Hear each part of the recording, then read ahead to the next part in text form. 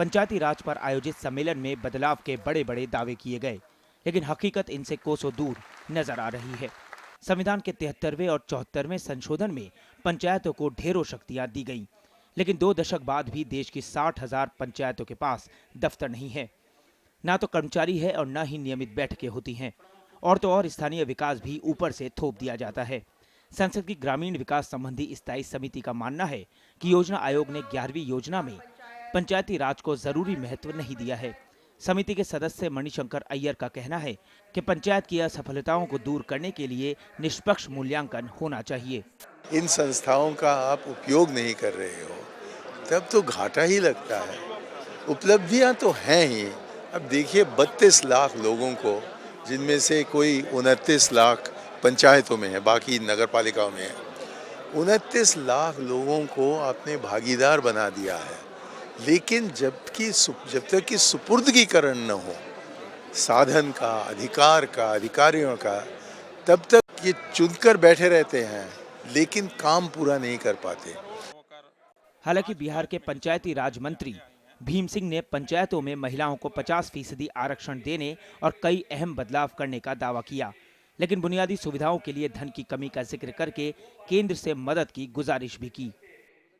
महिलाएं तो ज़्यादा ईमानदार, ज़्यादा मेहनती अपेक्षाकृत होती हैं और वे ज़्यादा सफल भी होती हैं। ज़रूरत इस बात की है कि प्रशिक्षण पर उनका ज़्यादा ध्यान दिया जाए और ऐसे हम चाहत रखते हैं, ऐसी मांग करते हैं कि भारत सरकार महिलाओं के प्रशिक्षण के लिए हम लोगों को विशेष राशि मुहैया करावे ताकि हम उनके लिए विशेष भी प्रावधान कर सकें। वहीं उत्तर प्रदेश के पंचायती राज मंत्री ने राज्य के बजट सत्र के दौरान कई अहम बदलाव की बात कही।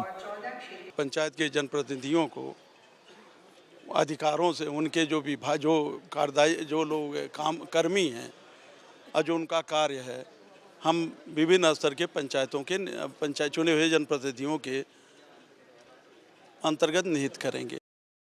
ग्रामीण इलाकों के तेज विकास के लिए केंद्र ने मई 2004 में अलग पंचायती राज मंत्रालय बनाया। केंद्र सरकार राज्यों को पिछड़ा क्षेत्र अनुदान निधि, राष्ट्रीय ग्राम स्वराज योजना, पंचायत महिला और युवा शक्ति अभियान जैसी कई योजनाओं के तहत मदद भी कर रही है, लेकिन कई राज्यों में पंचायती राज पर हावी राजनीति की वजह से विकास की गति धीमी है। स्थायी समिति ने पंचायती राज संस्थाओं के बुनियादी ढांचे को मजबूत बनाने और निचले स्तर के जनप्रतिनिधियों को प्रशिक्षित करने की सिफारिश की है। समिति का कहना है कि पंचायती राज मंत्रालय और राज्य सरकारों को इस तरफ ध्यान देना चाहिए।